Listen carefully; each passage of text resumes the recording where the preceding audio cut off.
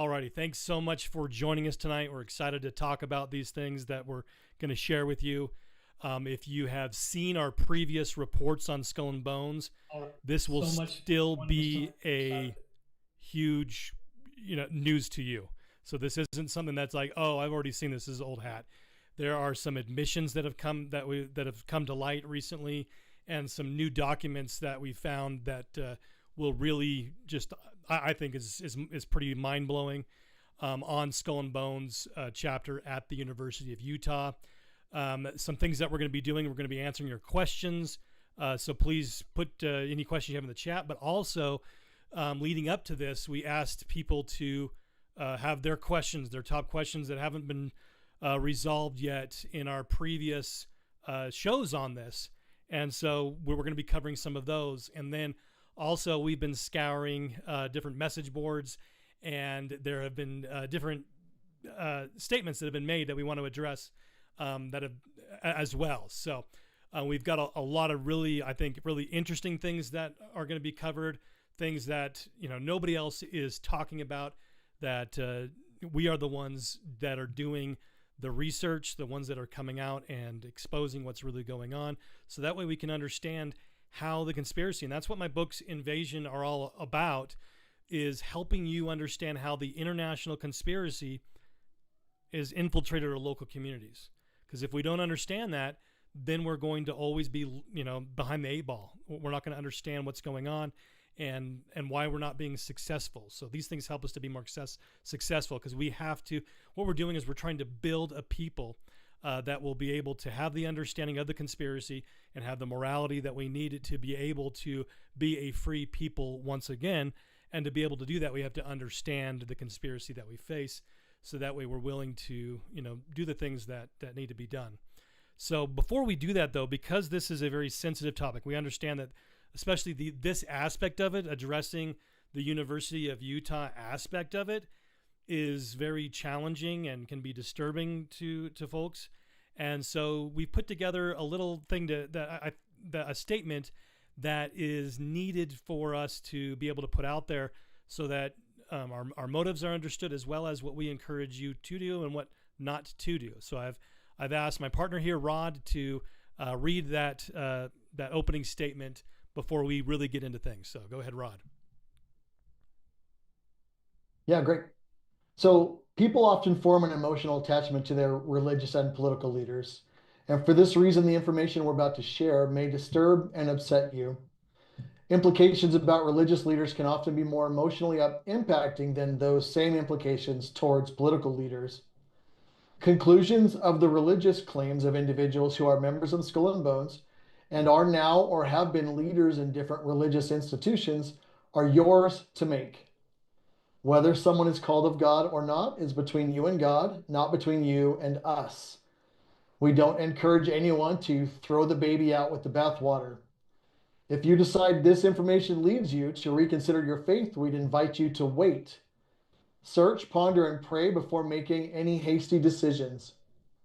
If this means one person in your faith isn't who you thought they were, that does not mean that everyone else isn't who you thought they were. This should be a time of greater communication with your Father in heaven to help you better understand your faith and what its requirements are, not a time to abandon everything. As we consider the implications this may have on our faith, we would also encourage you to see the facts we present of this criminal conspiracy for what they are. We hope you are reminded that the solution to our ills isn't putting the responsibility for our liberty in the hands of others we trust, but to take it upon ourselves. It is an undeniable fact that we face a satanic conspiracy that seeks to destroy the freedom of all lands, nations, and countries, and that the consistent, time-tested solutions to these things can be found in the examples of the Founding Fathers, the Pilgrims, ancient Israel, and others. God will hold us each responsible for how we individually acted upon the knowledge He brought to us. We hope you will join with us in our urgent efforts to preserve and restore lost liberty as fellow members of the Tree of Liberty Society.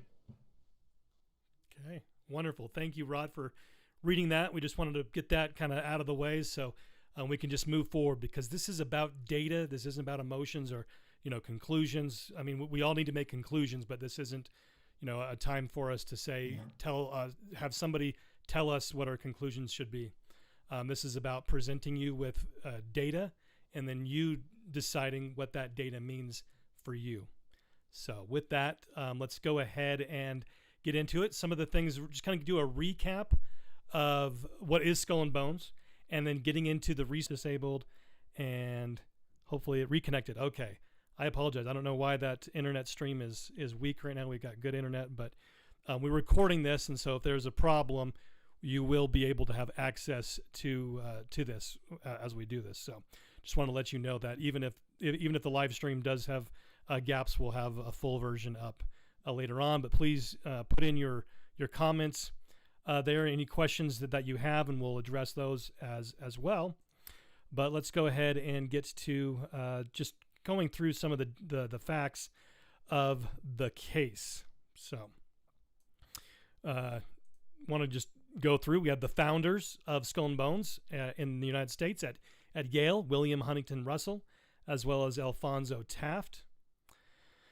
The founding of it, what led up to it, we have the organization. Russell joined a secret society in Germany, thought to be called the Totenbund, and it's also called the Gateway of the Dead, the Brotherhood of Death. It's a branch of the Illuminati. Russell and Taft. Totenbund. What's that?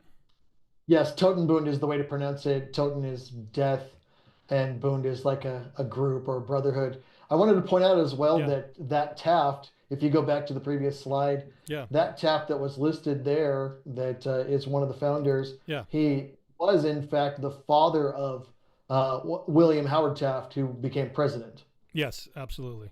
And that's something that we'll notice a lot too, is that these people are connected to very much powerful positions all around. So so I'm getting text that the audio keeps going out. Hopefully that problem is solved, and we'll move forward. So again, we have the Brotherhood of Death, which is a branch of the Illuminati. Russell and Taft formed Skull and Bones with a faculty support. So when you have, especially in the early days of Skull and Bones, it was an official organization of, it was attached to Yale officially. And so to be able to do that, they had to have support from faculty members, professors, whatnot, to be able to do that. And they did that in 1833. The organization is oriented to postgraduate outside world. It's not, we covered this last week, it's not just for, hey, let's have a bunch of drunk parties and get everybody together, but this is for recruiting people for the future. So let me know. So let's see. I'm just kind of looking through the chat real quick. Going to help serve their purposes. Yep, exactly. Yep. Okay, maybe we can make sure that folks aren't on the internet. But I'm not receiving enough video, so let's see here. I'm just going to, while we're doing that, it says it's not working, so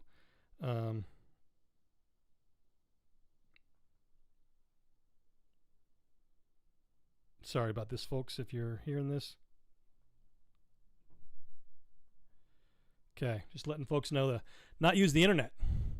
So we have orders meet annually on the St. Lawrence River. And the organization has an initiation. A new man is placed in the coffin. They're carried into a central part of the building. New man chanted over and reborn into society. They're removed from a coffin. Oh no, it's paused. Crud. Okay. Buffeting. Back up now. Okay, good. Thank you. Okay. Well, hopefully we're not. I know we're. Okay. I don't know why that's not giving me a preview. Hopefully the preview is. Sorry guys. I'm just trying to make sure this is as correct as possible. So we will be working on this. So their theme is death and rebirth. They have a bone with his name on it tossed in the bone heap to start every meeting. Initiates plunge naked into a mud pile, and they lay naked in a coffin and reveal their secrets. And they have a religious devotion towards evil. We have in the creation of the Alta Vendita, which is another organization that comes out of the Bavarian Illuminati. They say that our final end is the destruction forever of the Christian idea, which, if left standing on the ruins of Rome, would be the resuscitation of Christianity later on. The work which we have undertaken is not the work of a day, nor of a month, nor of a year. It may last many years, a century perhaps, but in our ranks the soldier dies and the fight continues. So we have to understand, this is really important for us to understand that they have a religious devotion to what they're doing. This isn't just, again, just some fleeting, extracurricular activity, and that their goal is to destroy Christianity. Rod, were you going to say something? Yeah, that's exactly. I was gonna just interject there. Yeah. That I think you kind of briefly brushed against the connection with the Illuminati earlier, and if anybody that's done any research again on the Illuminati would know that some of the very first people in that very first group of Illuminati were churchmen. They were clergy, Catholic priests, and other churches, members of leaders of other churches, and so outwardly they were performing the rites of Christianity, but inwardly they were swearing themselves to these oaths that were towards the complete destruction of and permanent destruction of Christianity. Yes, exactly. Absolutely. So it continues on. We'll just keep on going through. I'd like to play this audio or this video that was taken from the rituals of the initiation process of Skull and Bones. He's come pretty close. She was part of a team that successfully recorded part of the initiation ceremony that takes place in the tomb's courtyard. Okay, you have the doorway here. Yeah. Okay, then to the right you have a hedge, and then you have an evergreen tree. If you follow that line straight back, courtyard's in there. Okay. So that's where they have the ceremonies in the outdoor part of it. Part of it was indoors, so we only got to see the outdoor part. Right. We only got to and listen to the outdoor part. God only knows what went on indoors. And what did you hear? What was it? You managed to get this unique. It was disgusting. It was gross. I mean, they were pretending to murder people. And what was the tone of it, though? Was it jokey or was it quite... No, it wasn't jokey at all. It was sick. It's about the only way to describe it. It was sick.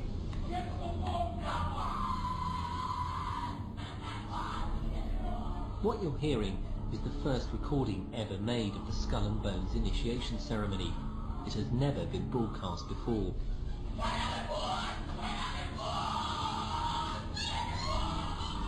15 new members of the club are being introduced into the macabre rituals of Skull and Bones by the senior students who are about to graduate. The club has what some might see as a strange fascination with death, skulls and bones. There's the chants too, difficult to hear first of all, but including the devil equals death, death equals death.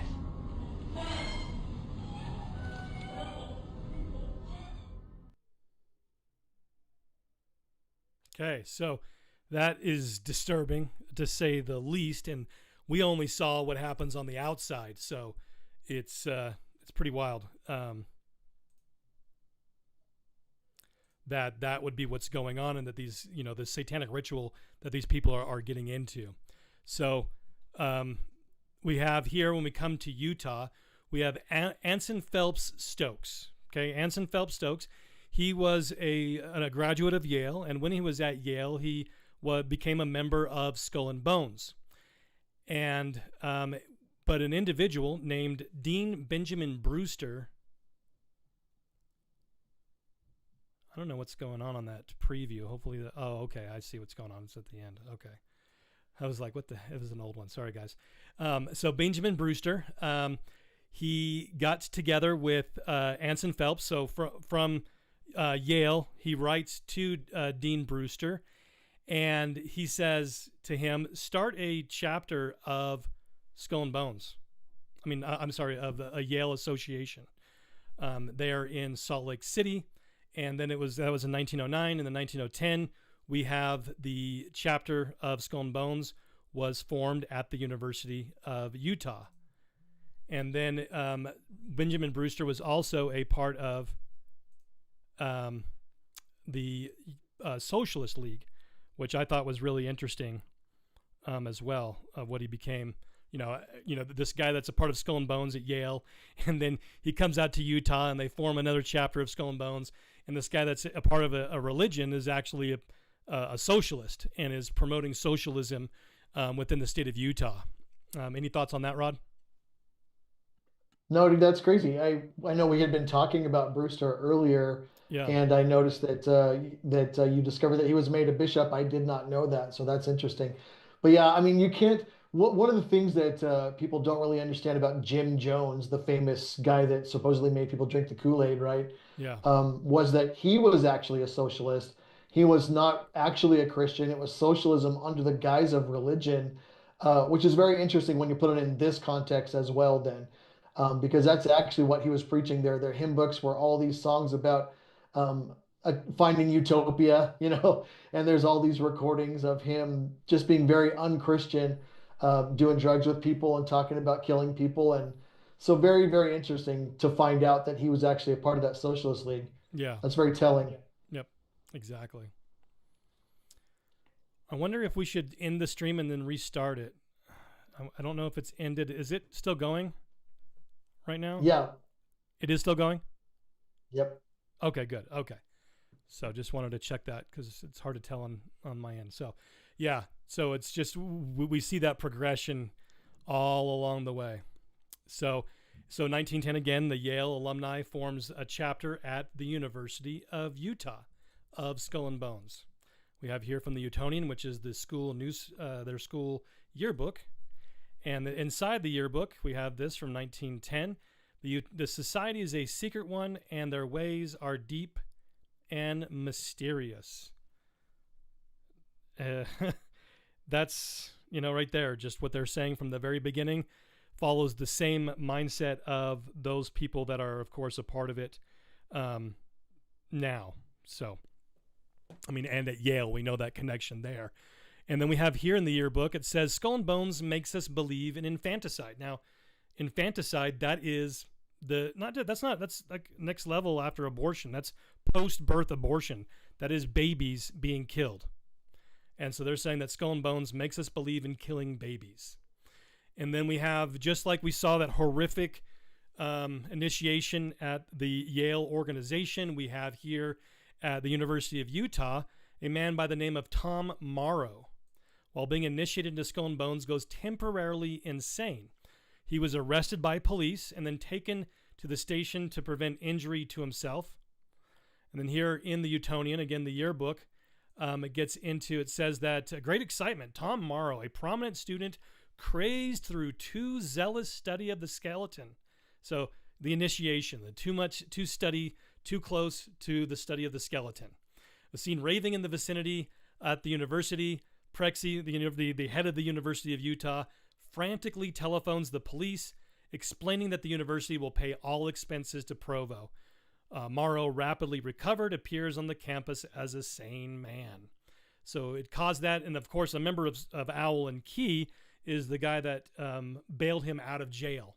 But then it was the head of the university that calls the police department, as we have that connection, just like we saw at Yale, where you have to have faculty on board with this whole thing. At Yale, that same thing. We had not just faculty, you had the head of the university vouching for and making sure that everybody knew that, hey, the university is going to take care of any problems that members of Skull and Bones cause. Yeah, ordinarily you'd think that the university would want to disavow what had happened, right? And kind Totally. of separate themselves from these kind of things, not taking responsibility for it, which is totally crazy. Yep. Okay, so in 2015, you have, in 2018, a small group of members meet with the university's school newspaper, and that's how they dress up. So as we see their uniforms at Yale, again, more connection, Yale to University of Utah, this is what they wear. In secrecy, not knowing who they are. Then we have some samples of some high-profile members. Senator Robert F. Bennett, now deceased, was a longtime senator in the state of Utah. And then we have another individual. We have a business leader and church leader, Robert D. Hales. And so this is the University of Utah yearbook showing him and Skull and Bones. And then the school newspaper says that he was the head of Skull and Bones in February of 1954. So then we have Owl and Key. So there's a distinction between Owl and Key and Skull and Bones. Here's what the yearbook says. Members of Skull and Bones, junior men's honorary, automatically become Owl and Key members, with others who seem worthy also being tapped. So you can skip straight to Owl and Key, but it is those automatically from Skull and Bones that become Owl and Key. So it's the senior one and the Owl and Key members choose whom the next year's Skull and Bones members will be. So we see here from the Chronicle, in Salt Lake City back in the day, it says members of Skull and Bones automatically become Owl and Key members and will be initiated Sunday with the new members. And then we have the school paper saying that they were smearing ungodly costumes and requirements on the year's goats. Now, I want to stop for a second and talk about goats. That's an important thing for us to understand, because a goat at the time, what was the, we need to understand how words were used at the time. A goat is somebody with excessive or offensive sexual desire. Okay, that's what they called the initiates. And then it says that they had Skull and Bones members. They were goats, and then they were initiated into goathood.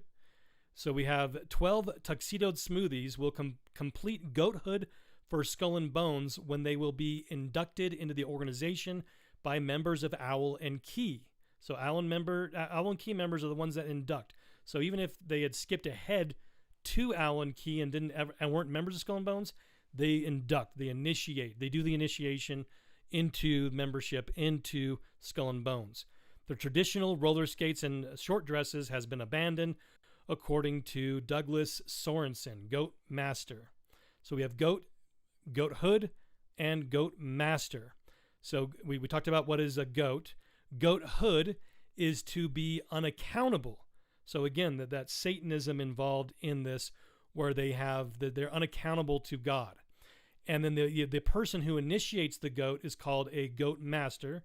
And a goat master is a term for someone who fornicates with a goat. So that same sexual connotation that we saw at the University of at Yale, we see very similar sexual connotations.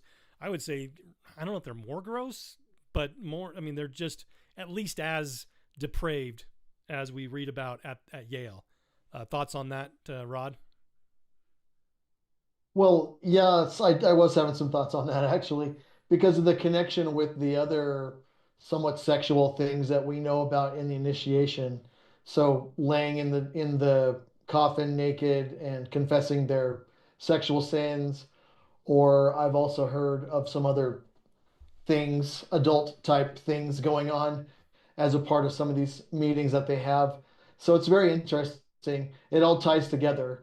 And the terminology, when they're just throwing it around like this in these publications, it doesn't sound like anything, because they don't expect that you understand what they're talking about, right? Right. But when you actually have the definitions and give it some thought, you start to realize exactly what kind of people they are, what kind of things they're doing. You know what I mean? Exactly. So in the chat, Becky C says, so if they were in Skull and Bones, they have to go to Owl and Key, ? What if they didn't like what they say or had to do in Skull and Bones? Could they have and not have to go to Owl and Key? So from the record, what we have from the record specifically about Skull and Bones to Owl and Key does not answer that question specifically. It just says they automatically become. So whatever you want to interpret automatically become as, if they decide they want to opt out. What we know from the organization, as they get into, so now this is getting into the speculation, because as a secret society, they enter into death oaths, where if they tell their secrets, they are sworn to secrecy. They cannot, this is something that is going on for the rest of their lives. And so, their involvement, whenever they're called upon, they have to respond. And so that's what we know from the overall record of the secret societies from the Illuminati, Skull and Bones, and the other senior organizations. Thoughts on that, Scott? I mean, on Rod? Yeah, actually, I would suggest as well, just so part of this is we have to use deductive reasoning, right? We're not gonna find every answer to every question, but if we're just using deductive reasoning, um, we talked a week ago at the last broadcast a little bit about the similarities between these kind of secret societies and encounter groups.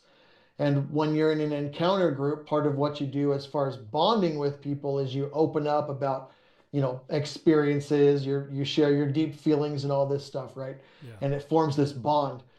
In this kind of a situation, though, you actually have, it's not just bonding necessarily, but they are sharing, like we said earlier, as part of the initiation rites, opening up, confessing about their sexual sins and these kind of things, right? Yeah.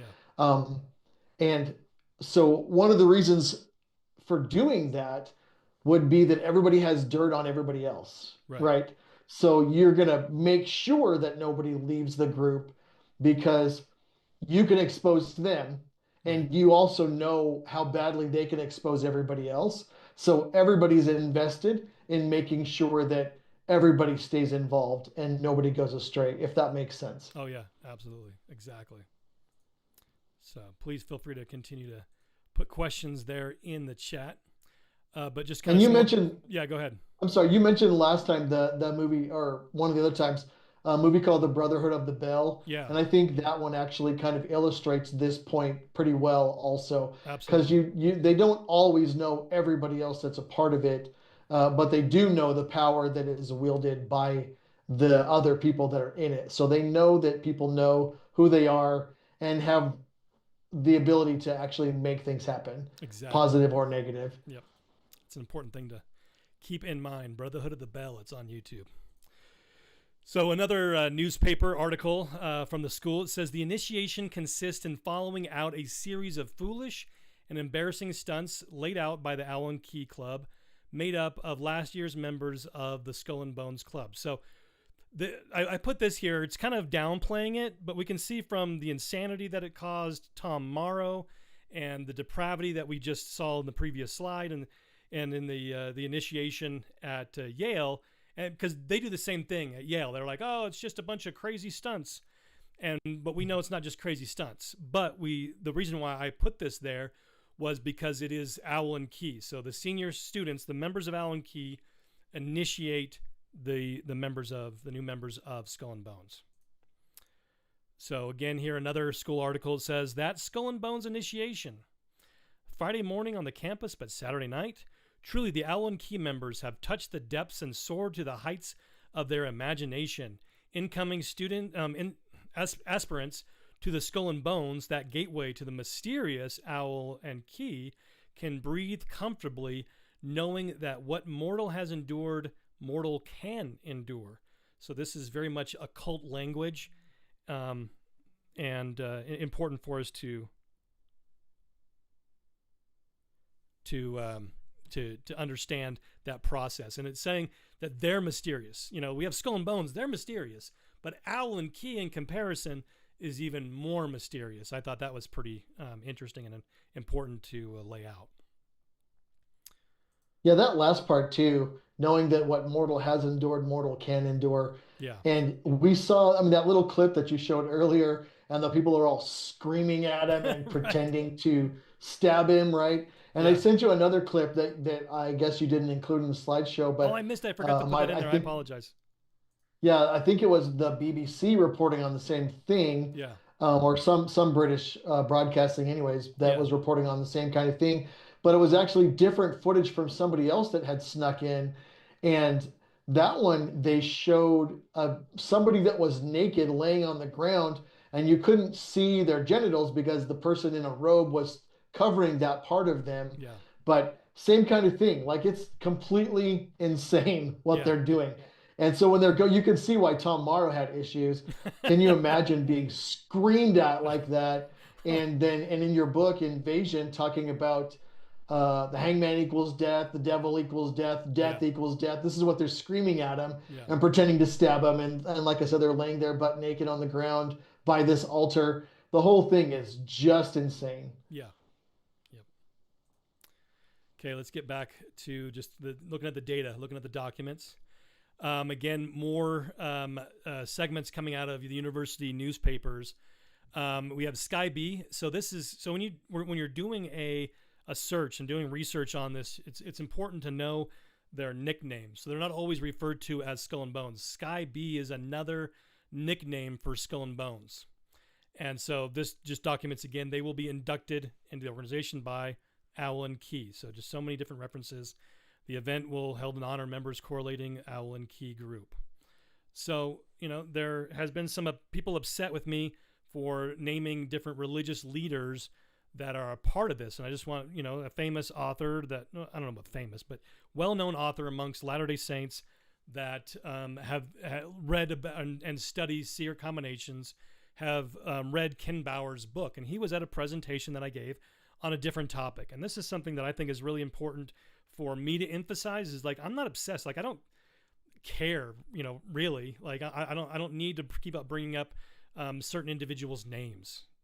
But and this presentation was about elections.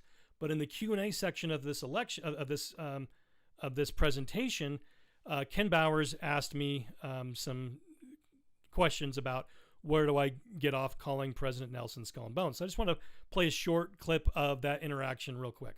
2 books, Invasion 1 and 2. And in those books, both of them, you say that there are presidents of the Church of Jesus Christ of Latter-day Saints and apostles that are members of these secret conspiracies. Would you explain that from your point of view? I've read the initiation rites for the Skull and Bones. And going through those initiation rites, it's pretty evil. Very evil. I won't elucidate on it here. But you say that President Nelson is a member of the Skull and Bones, and if that's... No, I just need to make sure that I'm not saying that. He said that in his autobiography and in the University of Utah yearbooks. So just to kind of be clear, I'm not saying that. He said it. Well, you're repeating it. Correct. But it's not. I'm not making a claim. If that's true, then he would have to be a pretty evil person, because he'd have to go through those same initiation rites, and they're pretty darn evil. Where do you get your information that he was a member? His autobiography and the University of Utah yearbooks. Where does he say that in his autobiography? I'd like to get some chapter. Okay, so we want a chapter and verse. Provided that for him, but I'll provide that for you here today. We have from his autobiography, he wrote it himself. He says, university life was wonderful and successful. On April 3rd, 1944, I was elected president of the Sigma Chi fraternity. I was also later elected to the honorary societies of Skull and Bones in the junior year, Owl and Key in the senior year. So we have in the yearbooks him as a member of Owl and Key here. And so there was earlier in the presentation, we showed that there are some people that skip Skull and Bones and go straight to Owl and Key. But from his autobiography, page 48 of Heart to Heart, he says that he did both. And then the Sigma Chi fraternity, their initiation, they swear allegiance to Constantine. And so they have a lot of Catholic undertones, rituals, and secrecy in that organization as well. And so it's almost like it's, you go Sigma Chi, Skull and Bones, Owl and Key in the levels is what it appears here. Rod? Yeah, I think it's Sigma Chi, I think is how they pronounce it. But yes, and I think we may need to do a report on Sigma Chi sometime in the future, because there were a lot of similarities. Yep. So, and then what's interesting is some people have said, well, if it's such a big deal, surely he wouldn't write about it in his autobiography, right? It's just an honor society. It's not this secret organization that is involved in the rituals that we've just gone over. But we know that George W. Bush, and his father were both members of the Yale secret society. But in his autobiography, he also talked about it. He said that my senior year, I joined Skull and Bones, a secret society. So secret, I can't say anything more. It was a chance to make 14 new friends. So very much just trying to be, lighthearted about it. As we showed last week, the Tim Russert interview between him and Bush, and then Tim Russert and John Kerry, both of them said, such a secret, we can't talk about it. And so they don't talk about it, but they do mention it in their biographies that they were members. And so so for somebody to say that it's no big deal because it's in their autobiography, because the University of Utah must be different than the Yale version. We see two members of Skull and Bones writing it in their autobiography. Now, why did they both do it? I don't have information on that. That'll be speculation. But they both. There's no reason to make an assumption like that either, because we know, like you revealed earlier, that it was in fact the chapter created by somebody from Yale. Why on earth would they have decided that, oh, well, we're going to do a nice initiation over here, right? That makes no sense whatsoever. This one's and I wanted to to point out as well, just being an active member of society and making sure that college life is fantastic for everyone. Exactly. Now, I want to point out too, or ask if you know, I believe, wasn't George W.'s grandpa Prescott Bush also Skull and Bones? Wasn't it 3 generations of Bushes? That sounds familiar, but I can only authoritatively say it was his father. Him and his father. Okay, Yeah. I'm just throwing that out there because I think that might be true. Yeah. So apart from Yale alumni associated, so this is a question from the chat, with the creation of Skull and Bones at the University of Utah, what shared meetings, rituals, and annual alumni meetings exist between the two separate fraternities? So we have the meetings, rituals. So the rituals, we have very similar accounts from both. We don't have full accounts outside of Yale, but we can make some logical conclusions from the insanity caused, from the deep and mysterious, the occult language and then the fact that it was started by. So it seems disingenuous, and it seems to be intellectually dishonest to say that Yale members of Skull and Bones are going to come to Utah and form a chapter of their organization and not have it follow the same pattern, and then not have anything to do with each other. Not have anything to do with each other, right? So now, what about the Deer Island thing? Didn't we find some connection there between people from University of Utah who were also attending that Deer Island? So yeah, I did look into Deer Island attendance from people at the University of Utah. I found some loose connections, but I haven't been able to find anything just snug tight yet to be able to confirm that aspect of it. Knowledge. So again, we have logical deductive reasoning, and then we have data. So I say logical deductive reasoning says that if they don't go to Deer Island, they have their own thing that they go to, but I don't have the specific document to say here, yes, they do.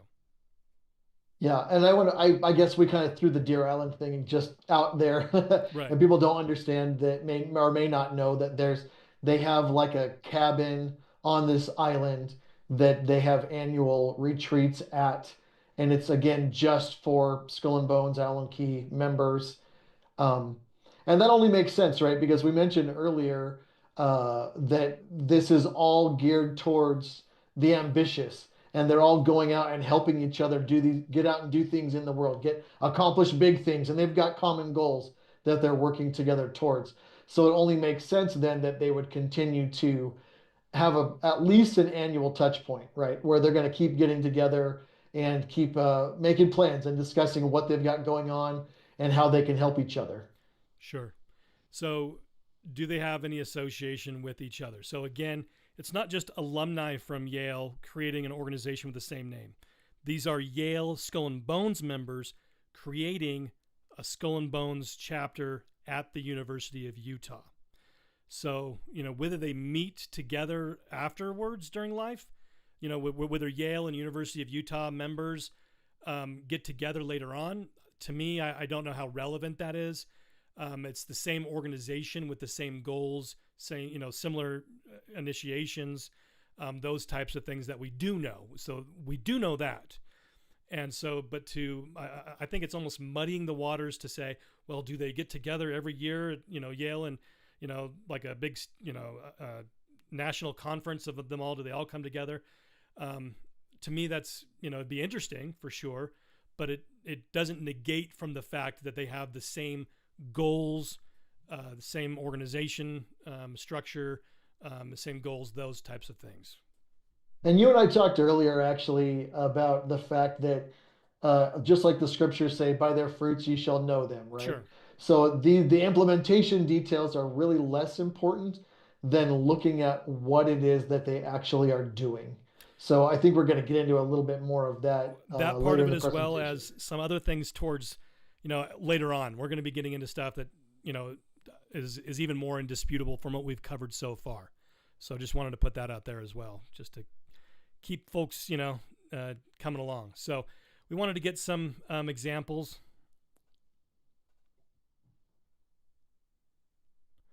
So I think it's very different. In the comments we have Protestants and even followers of Joseph Smith may have come from a very similar place, but arrived somewhere very different. So it was an assignment to start it here. So it's not like a break off. These are people from Skull and Bones that came here and started that. So this is on a chat room talking about Robert Hales and a Bonesman. It says, do you know how this yearbook image was obtained? Does anyone possess an actual yearbook?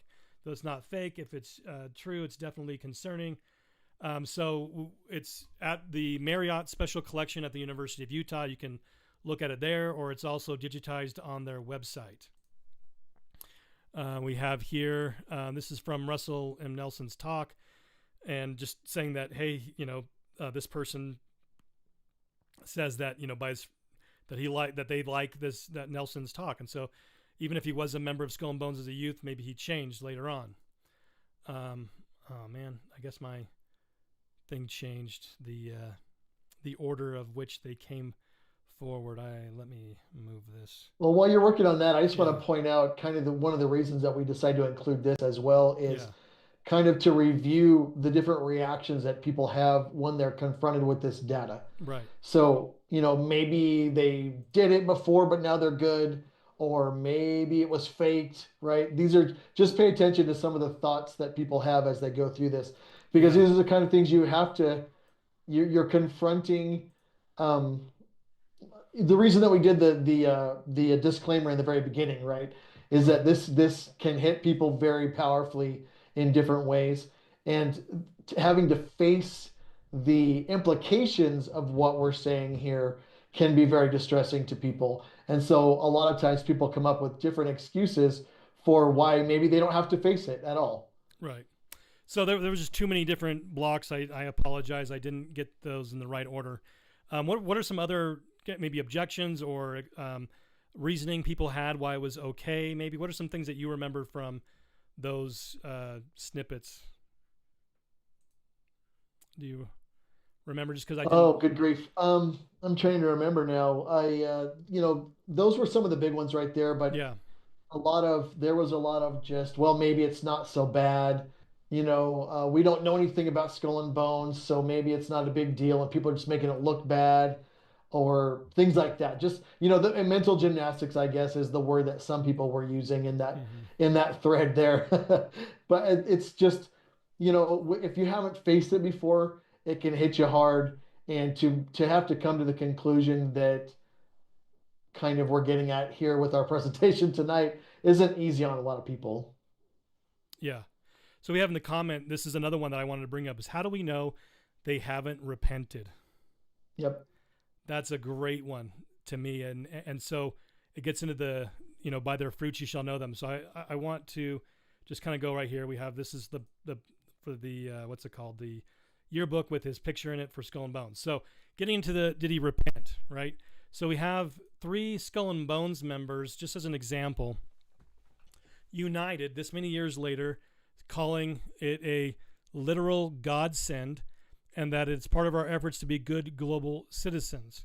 So again, we have, they're all promoting it, and to one level or another, but basically calling it that. So I think we can say that they are, by saying that we should be good global citizens, good globalists, good, global government, is what they're trying to do. This being a good global citizen is language that started with the United Nations, and they had a big program in 2020 at the same time. You had Lady Gaga promoting being a good global citizen. And so that was an important aspect of that. Plus, so understanding this aspect of it, but also we have, what is repentance? So this is going to be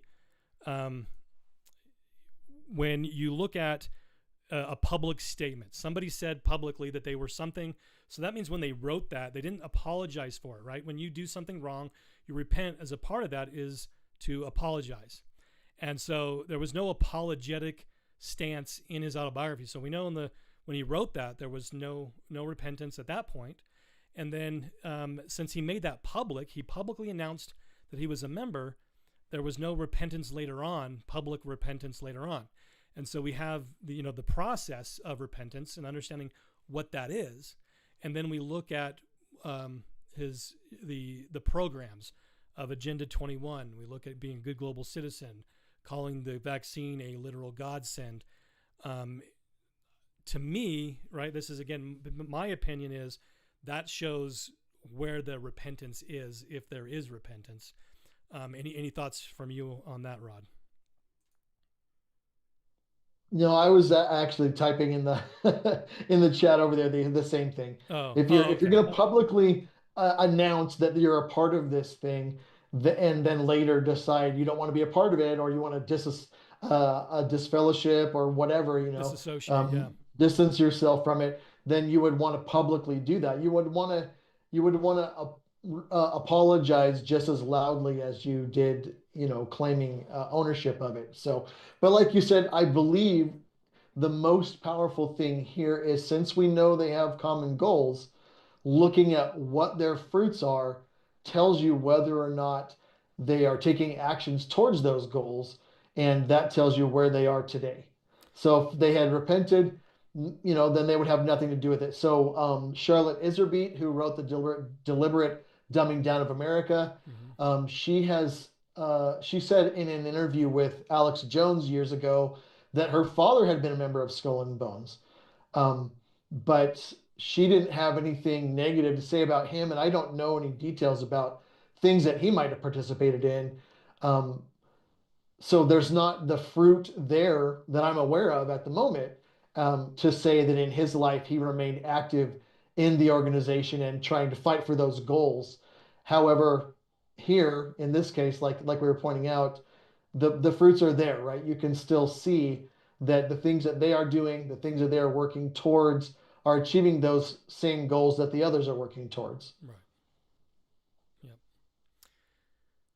Okay, so let's see here, another comment in the chat. We have mental gymnastics, deductive reasoning, logical, in my opinion.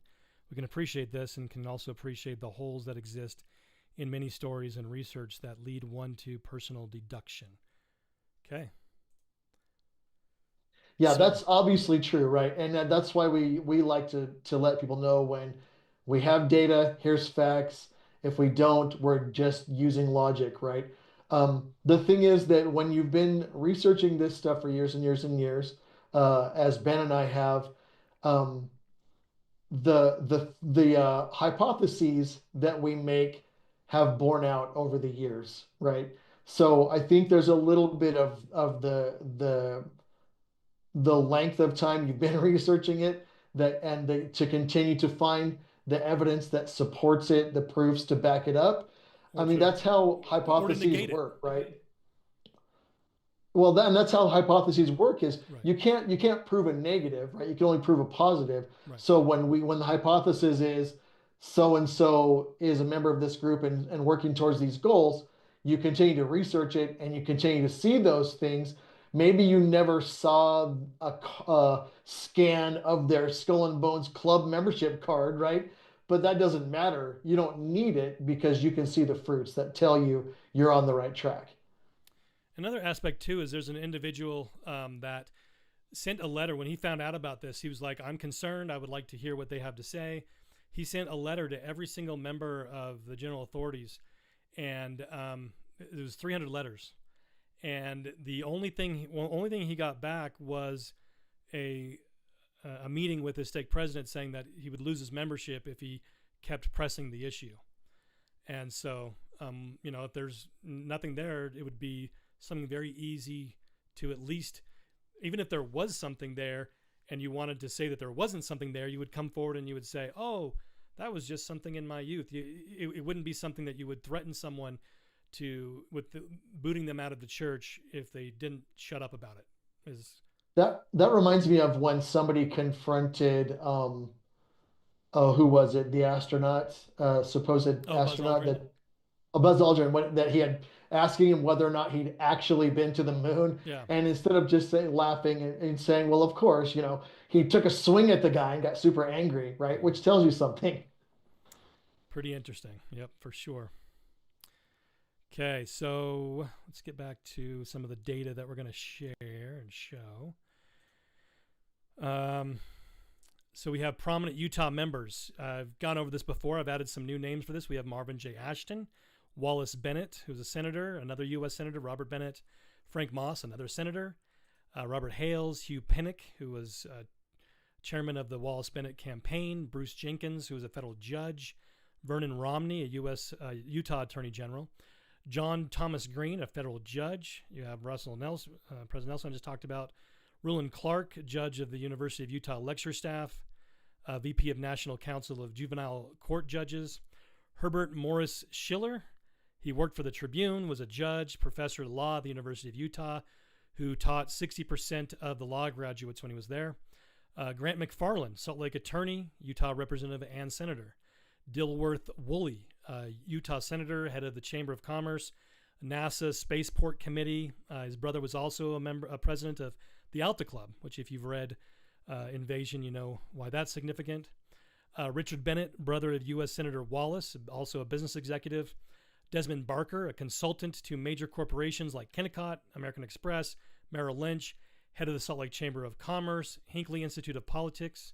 James Paul, chairman of the polio vaccination campaign of 1963 and president of the York County, Pennsylvania Medical Society, the York Chamber of Commerce, and his brother was also a Skull and Bones member.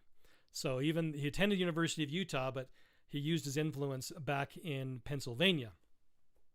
And his brother was also a part of that. So we see here that so again, it seems to be a bridge too far to say that these are different organizations. With everything we have so far, I think we're going to throw it out the window in a second, that it's going to be gone. Any shadow of a doubt is going to be gone in just a second. But just right here, with everything we've shown so far, we have this list of individuals. I've got hundreds of other names. These are just examples. I didn't want to spend all day just reading you a bunch of names and their jobs. But just like Yale, Skull and Bones, these people go on to positions of influence and power in politics, in government, in religion, in academia. And so that way they can get their influence into those organizations to implement the programs and the ultimate agenda of the Skull and Bones Society. That is a direct, it is a chapter. So Yale is a chapter of another group that is in Germany.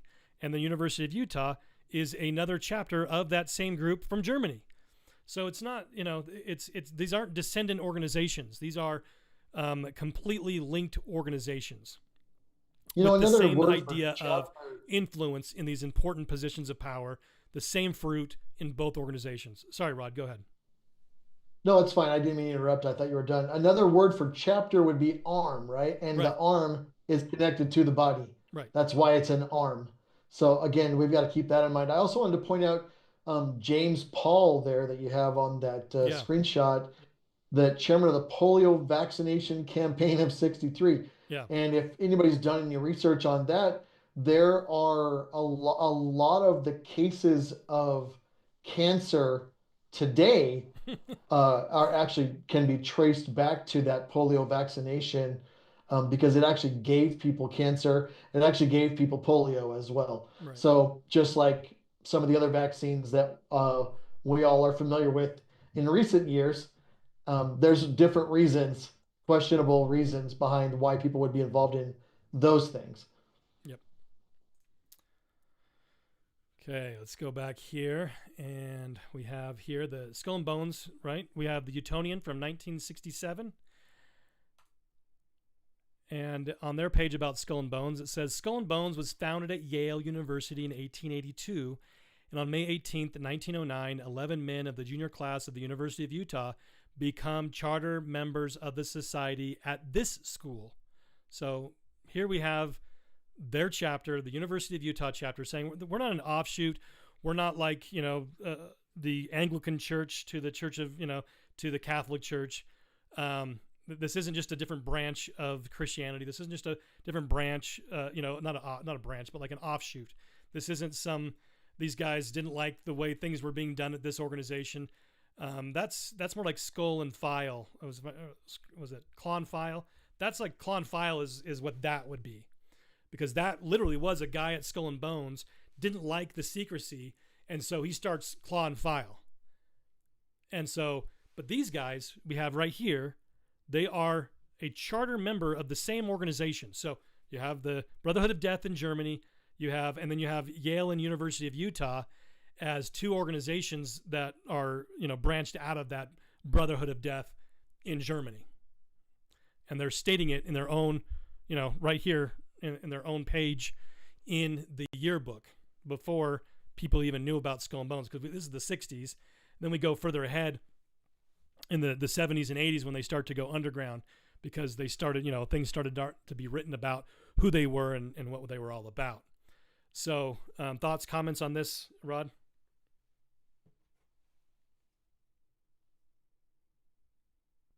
No, sorry, I was sidetracked trying to get some kids above me to be a little quieter. I apologize. Oh, you're good. So another comment in the chat of Skull and Bones, University of Utah members thinks it's not the same as Yale. Why don't they come out and disown everything Yale does? Well, because they don't disown it, and they don't think that it's not the same. In all of the documents that we have, over and over and over again, they say they're the same organization. In one way or another, either directly or indirectly, they say it over and over again. So, newspaper articles are one thing.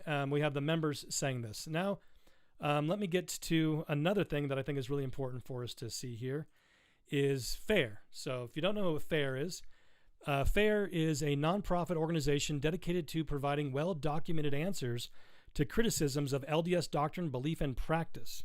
Our mission is to create conditions where faith in Jesus Christ and His gospel can flourish. We answer criticisms and provide support for the teachings, counsel, leaders, and public understanding of the Church of Jesus Christ of Latter-day Saints. We take it to be our imperative duty to clarify and proclaim the truth and accept the challenge laid down in Doctrine and Covenants section 123. This is on their About page. You can go there right now. And this is just screenshots from their About page. FAIR serves a growing community of church members. We work to fulfill our mission by using a best scholarship to provide reasoned answers to critical questions. Every time, and then it quotes Brigham Young, every time they persecute and try to overcome the people, they elevate us, weaken their own hands, and strengthen the hands and arms of this people. And every time they undertake to lessen our number, they increase it. Okay. Again, here, FAIR was formed in 1987 for the same purpose of defending the faith, basically. And then they became another, they rebranded as what they are today. And so FAIR, if you've never heard of it, this is the first time you've ever heard of it, they are kind of the unofficially official kind of defending organization. So we have here at the official church website, we have here Sharon Eubanks gave a talk at the FAIR conference, and they directed you to it. We had a link to it from the church's website and told them to go check it out, if they wanted to learn more there. Then we have here, again, on the church's website. Oh, did I not put the other one in? Let me just double check something real quick before I go through. Okay. I'm going to go through here first because I should have been in a different order. But we have here, this is from the church's German website. The Lord listens to our prayers. I translated it in English. You can see on the left, it is the German, translated to English. And he goes through and he talks about how, when he was going on the internet, it was hard because maybe he would find anti-Mormon websites. But then they directed, he came across FAIR, and he was able to find other people of like mind that were working to defend the faith. So we have here on the church's official website again a link to FAIR, and that it's unofficially official, basically. Let me go back here. Sorry, went far ahead. Little sneak peek for you there. So here we have in 2013, again, the official church website having an article basically promoting a FAIR conference, making them unofficially official. And as you scroll through this article on the church's website, you scroll down and it says right here, I'm going to highlight it when it comes up, the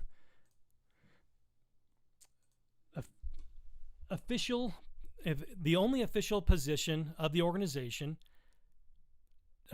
takes on anything is what the official position of the church is.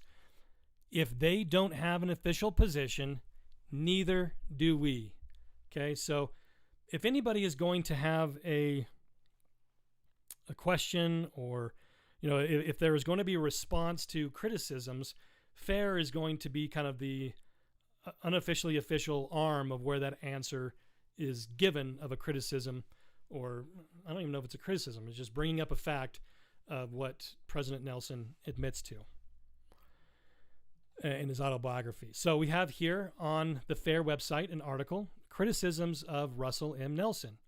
And the title of the article is, Was Russell M. Nelson part of a satanic cult called Skull and Bones in college? That's the name. That's their question. Was he a member of a satanic cult called Skull and Bones in college? The Collegiate Honor Society, Skull and Bones, began at Yale in 1832. Students at the University of Utah formed their own Skull and Bones Society in 1909. Like other honor societies, the society is comprised of students who have been actively involved on campus and who are committed to furthering the university's success and notoriety. To be admitted, a student is invited and has to maintain a 3.5 GPA and be actively involved in different campus groups. One member of the society described those who are invited and who participate. They're the difference makers, people that get stuff done. Our affiliation is one that doesn't revolve around us socializing as much as accomplishing the task at hand. This includes assisting and leading campus groups, networking, working with the alumni, and supporting administrators. Another member of the society said, "We really meet as a group of friends. We go to dinner and talk, get to know each other, try to create a better bond of brotherhood."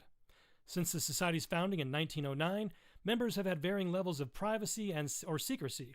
Currently, membership is anonymous to those outside the society. This is intended to, quote, create an invisible force and honor tradition, and works to ensure that no one in the group lets their membership go to their head. For this, end of quote. For this reason, members may dress in a mask and hood for meetings. Quote, despite their off-putting appearance, the group assures they're actually quite relaxed. One individual described the group as one big happy family comprised of light and fun interaction. Prominent members of the Skull and Bones Society, living or deceased, either from the University of Utah or other universities, include George H.W. Bush, George W. Bush, John Kerry, Russell M. Nelson, Robert D. Hales, Arnold Farron, David McCullough, and David Gilman, founder of Johns Hopkins University. Excuse me. So I just wanted to read that for you, show that to you, so there's nothing missing, there's nothing taken out of context. This is what they said. So did they answer? Did they say yes or no? There's no word yes that he was or no that he wasn't. They just asked the question, was he part of a satanic cult called Skull and Bones? And then it goes on to say Essentially, yes. To With- list him as a member. Yep. yeah, listing him as a member. Any? So I have a couple of thoughts. Some of the things that stood out to me when you were reading that. One was the quote in the quote about how they're all focused on accomplishing the task at hand. What and if it's just we're just hanging out, we're just buddies, having a fun time. How is there a task at hand, right? This Right. is what we've been talking about before. They have common goals that they're all working towards. That gives it away right there. Also, the line about how it's just a jolly, jolly fun time, right? Yeah. Then why the obsession with skulls and bones and death and screaming and yelling and coffins and that's not a jolly fun time in my book. And being a goat, being initiated into goathood by a goat master, hard Right. pass. Hard pass. That sounds like prison to me. Yeah, prison life. Prison life, right? Yeah, this is from their own documents, that we have, and things that have been reported, and what they're saying about themselves. This isn't going on, and so you do have other articles that make assumptions themselves, and so that's why we wanted to make sure that we were just quoting what they said, and then saying, hey, the people that are kind of in charge of explaining why certain things are the way they are in the church to help people maintain their faith, they said, is this true? And then they went on to say that it was true. And so, this is what we have in their in the yearbook, what they submit to be in the yearbook, that they're a part of it. What makes me laugh as well in that is that the opening question is, does President Nelson belong to a satanic organization? And then they never once address that. Right. The yes fact or that no, it's satanic.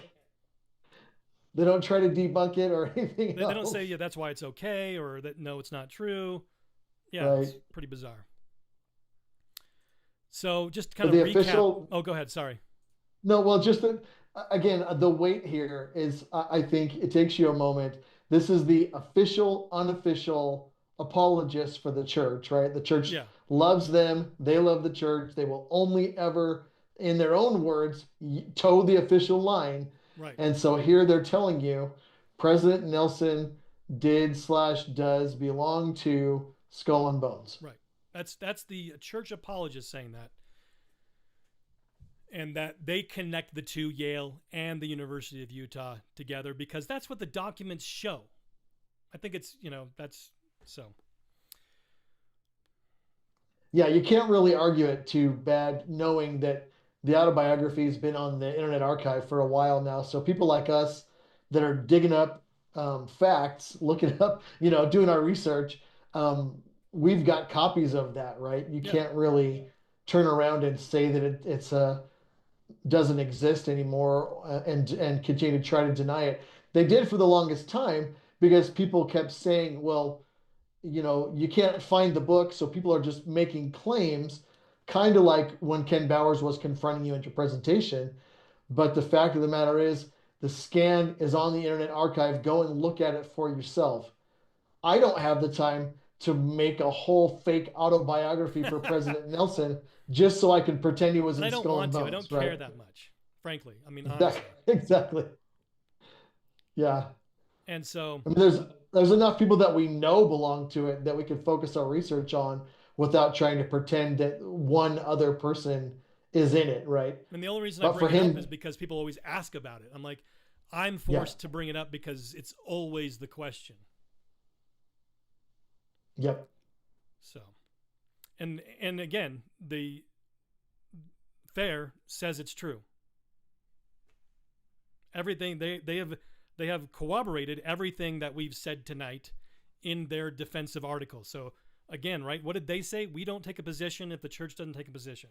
So, let's go back to just kind of recapping what it is that we've covered tonight. The order is not just a frat house. It's not just an honor society. It's a secret society, and its members have positions of influence in all segments of society, whether it's, Yale or University of Utah or whatever.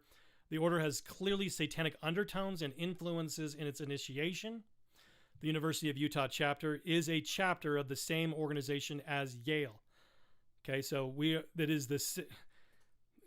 I just don't know how to say this any more clearly. According to all of the documents and the apologists, Yale is from, the Skull and Bones at Yale is a chapter of the Brotherhood of Death, and both of them are basically organizations from that same thing. Understanding this helps us to know why people do certain things and what our response should be. Okay, so it's important for us to really recognize, this isn't all about just being information junkies so that, hey, I've got the latest gossip. Frankly, I've got other things to do. But we have to understand the conspiracy as a part of our action program. We're not going to understand why certain people are doing certain things. We're going to, trust, if we think someone is like in politics, right? And I'll be ashamed to admit this, I didn't know about these secret societies when I campaigned in 2000 for George W. Bush. And so because I didn't understand these things, I spent my time and my money focused on, because I thought George W. Bush was going to do what he said in his campaign trail, that he was going to make sure that we were not going to be into nation building and we weren't going to be, about building the New World Order. And then he gets elected and he does all of those things because I didn't understand. So if we understand, then we can make sure to avoid things, certain actions and certain supporting certain organizations, individuals, etc. And we can make sure that we are focused on things that are actually effective, that actually work. So thoughts there. I think George Bush is a great Yeah. example there as well. Just like you said, and just like you've shown with Ronald Reagan as well. They know what you want to hear. They know what the fan base wants to hear. So they say all that stuff to get your support, to get your votes, to get in the position of power, and at which time they do the exact opposite, right? And that's why by their fruits ye shall know them. We have to be paying attention. We want to believe that we can just simply trust political and religious and whatever leaders and just trust that they're going to do it. But if we're watching their actions, the actions are what tells us whether or not we can actually trust them. And in those two cases, like you said, Bush and Reagan both, and there's lots of other examples, but those are two really good examples for those of us who were good conservative Republicans, and we got swindled. And Right. if we had known who they really were, we wouldn't have given them our support. And you're right, it's embarrassing and shameful to discover all these years later that we got taken advantage of and we helped put them in positions of power.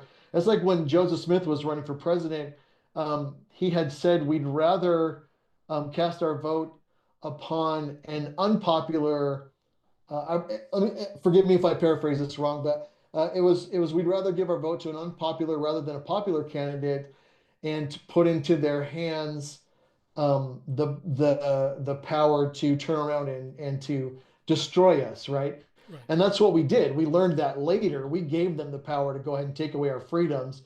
So when we have this information here, now we can start watching people's fruit to see whether or not they are trustworthy, um, especially for those of us for whom this is new information.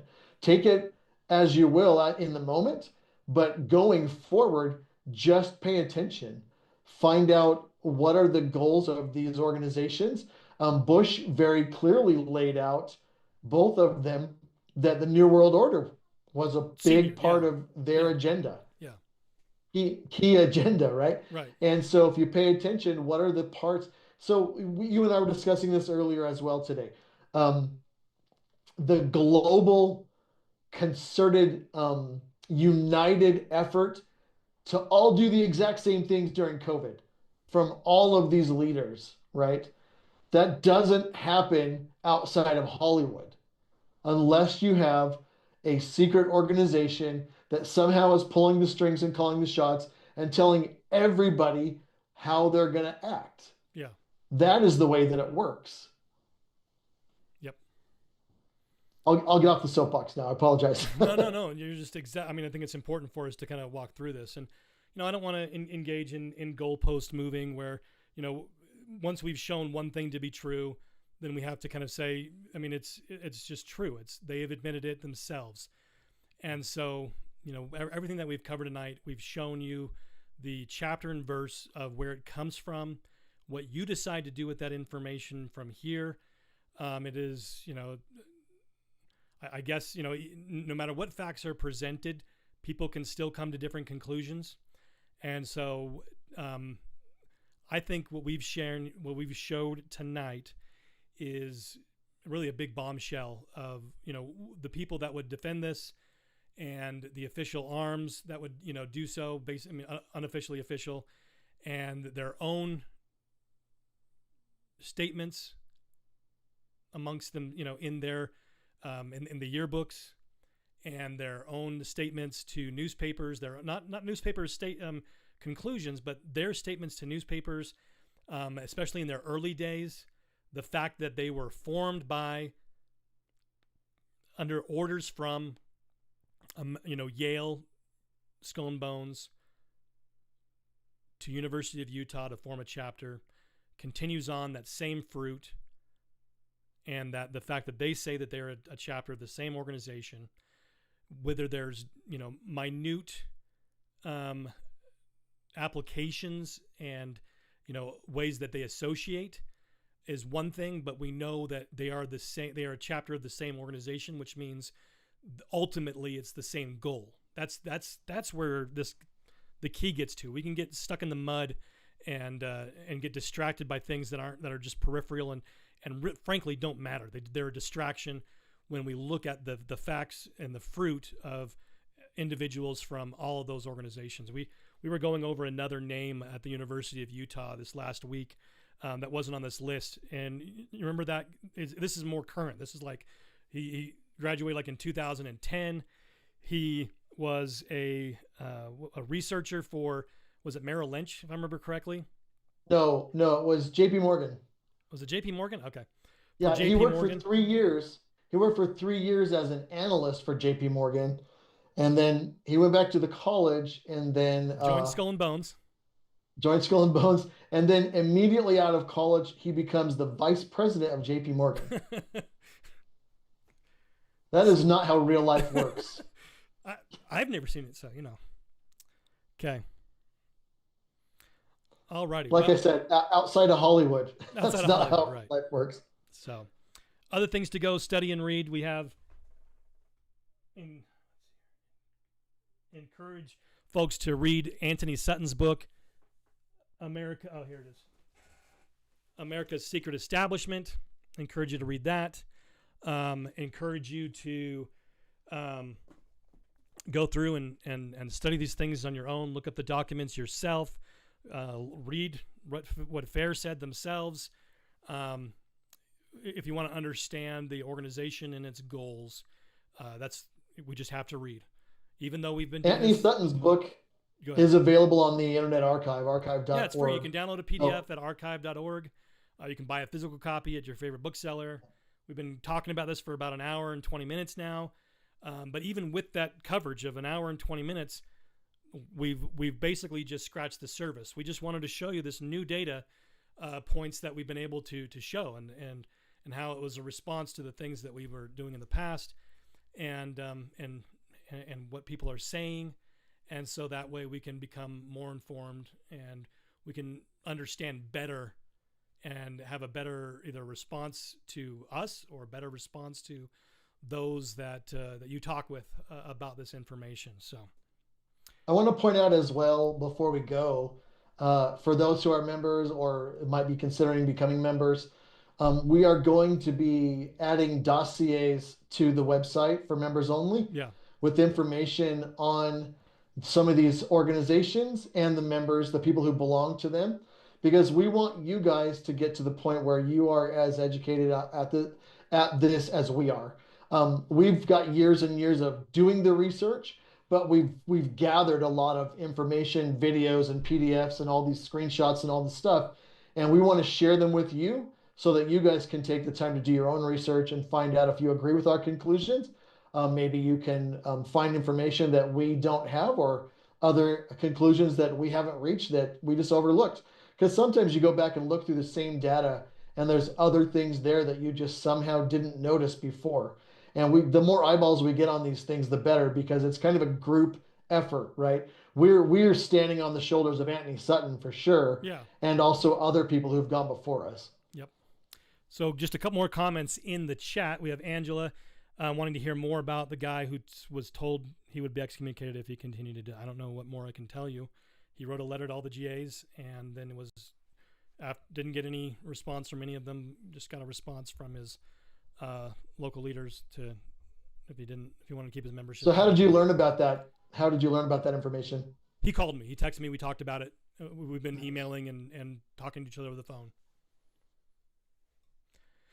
And then another question, we have Mac. He says, have you seen Justin Riggs's presentation? So I've seen, I know, Rod, you've looked through the entire thing, at least one of them. It was great. I've had discussions with him personally as well. And his website was LDS Abuse, if I remember correctly. Yeah, ldsabuse.info, I think is what it's called. And all of the data that he has, we have that and more. That's not like a brag or like a diss on him. So I'm just saying that, yes, we're aware of his work. I've gone through it. And we've got a team of people that are also digging through data and putting together members all the way back from 1909 to today. And so finding out, their names and their, what are their associations, and it's the same connections that we see at Yale. Same thing over and over again. So, yes, we've seen those. And one of the things that's great about Justin Riggs as well is he's very data reliant.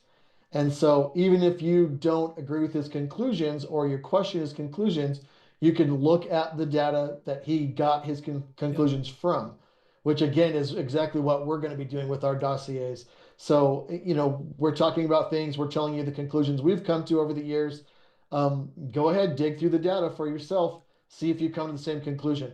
So I don't want to change subject too far. So before but you do change the subject, though, I just want to kind of piggyback, and I'll let you get back to that. So hold that thought. Sure. And Justin and I we've looked at the same data, and there are some conclusions that we make that I don't agree with some of his conclusions. So I think reasonable people can come to different conclusions. Mm-hmm.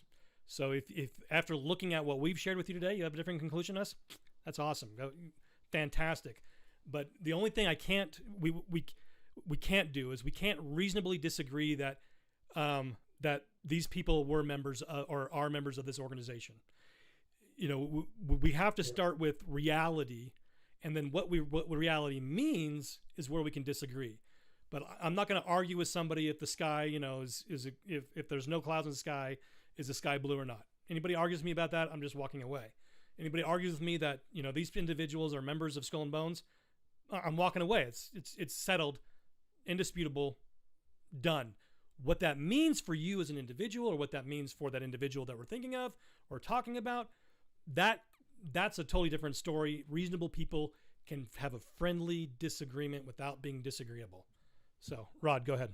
No, 100%. I agree with that. I was just going to mention another example, an analogy would be the Pizzagate thing, right? Yeah. Where when that came out, you and me and people like us dug into all the data. We've seen all the disgusting videos and photos and all the stuff to show that this absolutely was a real thing / is a real thing. Right. But they tried really hard in the media to poo-poo it, to downplay it, to mock it, just like they do with everything else, right? They didn't want anybody else digging into it, and the people that weren't already inclined to do so didn't. But those of us that did know that absolutely is and was and is a real thing, based on the data. That's another one where you can't really come to different conclusions in that one after you've seen the data, right? Right. But again, the data is what matters. It's not just we're sitting around having our tea party and giggling about what if, right? Right. We are looking at hard data, evidence that's been gathered, and it's just facts. You can't deny the facts. So you may have other conclusions you've come to based on those facts, fine, but the facts tell the story themselves. Right. So here we are. We have to concede that President Nelson and others, several others in the church leadership over the years, are and or have been members of Skull and Bones. So take that for what it's worth. But again, we'll be putting together some dossiers on the website for members. You'll be able to look through the other data that we have, um, and see if you agree with our conclusions, and see if you come to other ones and maybe find other data. I look forward to that. I want to know if there's things that we've missed, if we've overlooked something. Yeah. What's great is when you start going through this stuff, and like Ben mentioned earlier, we discovered that guy from the University of Utah who right out of college became VP of JP Morgan. That's insane, right? That's unheard of. Um, but that comes about because you start doing research and you see a name and you dig into who that person is, who they're related to, what they've done. And that's how it starts opening other avenues to do more research and find further connections, which is really how this all starts to make you start to get the bigger picture by going off on these different avenues and seeing how they all fit together. Yeah. I think I want to go back real quick to your Pizzagate analogy, and I think that's a really good one of what we've been doing is, it's to connect the dots, right? Connecting the dots is part of what we're doing here. And sometimes, they don't come up right out and say, here I am, I do X, Y, and Z evil thing, and this is where we meet on Thursday nights, and we meet under the Brooklyn Bridge, and the password is, Sic Semper Tyrannis. That's not how it works. And so you have to connect dots. And so with like Pizzagate, one of the dots you have to connect, that's kind of like, let's be reasonable, is, they had a party of about like 30 or 40 people, and they spent $400,000 on hot dogs. Uh-huh. If you want me to believe they have spent all kinds of $400,000 on hot dogs, the Facebook pages where they're Go ahead, sorry. and the Facebook pages where they're sharing pictures of children and talking about them as hot dogs, or pizzas or whatever. Let's just not put two and two together, right? Right. There is some connect the dots you got to play, but it's not a hard. This is like a kindergarten, first grade dot to dot thing we're putting together here. Most of the pictures already done. Yep. So. Well, I don't see any new questions coming in, so I hope this was beneficial. And we'll go ahead and sign off, which is probably pretty good because it looks like our internet is kind of going goofy again. So thank you so much, and we will see you all again soon. Have a good night.